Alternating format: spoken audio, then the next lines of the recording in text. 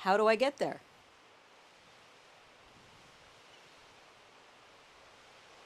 The sanctuary is located in a remote coastal area on the west side of Cook Inlet. The last leg of any visit to McNeil is by floatplane, the only access for visitors. The nearest, and therefore the least expensive, floatplane operators authorized to fly to McNeil are located in Homer, Alaska. Homer is about 221 road miles from Anchorage, a 5 to 6 hour drive, or less than 1 hour by air. Most people from outside of Alaska fly first to Anchorage and then connect to Homer by car or scheduled flight. Your floatplane flight from Homer begins on Beluga Lake. If you are driving, you can leave your vehicle at your air taxi operator's location.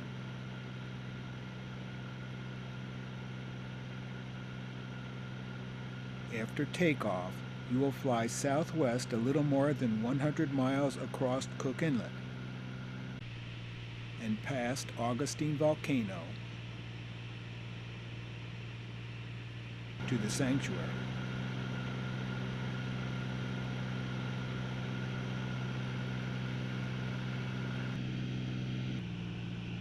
Depending on wind conditions, your flight will land near McNeil Spit, either on the lagoon or cove side.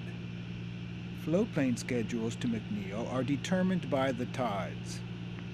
The highest tide at McNeil determines when floatplanes can land, unload and load, and then take off again. The tide needs to be at least 14.5 feet for floatplanes to operate there. The time of that highest daily tide varies throughout the McNeil season. Once you have received your permit, you should contact an authorized floatplane operator to reserve your flight.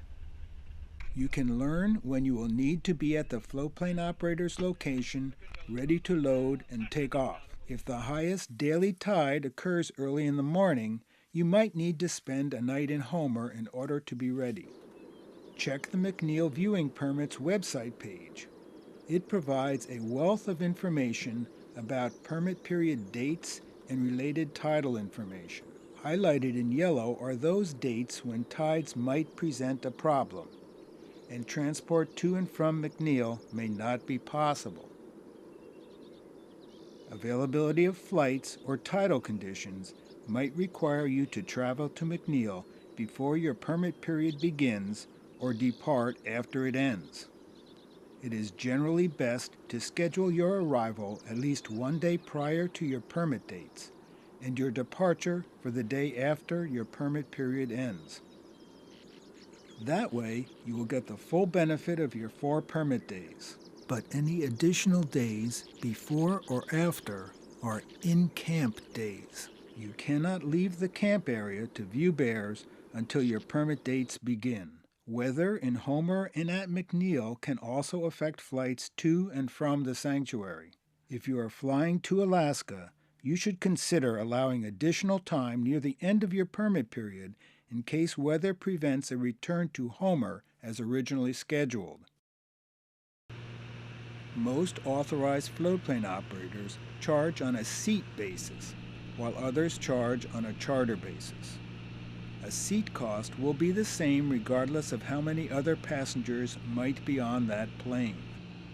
Some operators charge on a charter basis, which is the cost for the entire plane and typically requires coordination with other sanctuary permittees to assure a full flight and the lowest per passenger cost. The most typical aircraft types to fly to McNeil are Cessna 185, Cessna 206,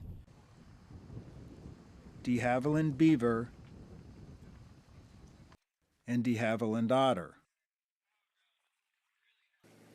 These aircraft typically carry anywhere from 3 to 7 passengers with their gear.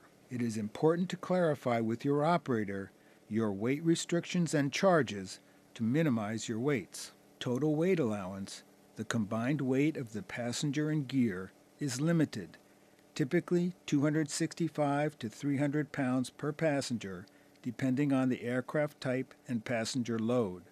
Anything over the limit will cost extra or might not even get on board that flight, so it is important to limit your total weight. We will talk more about how to do that in other segments here.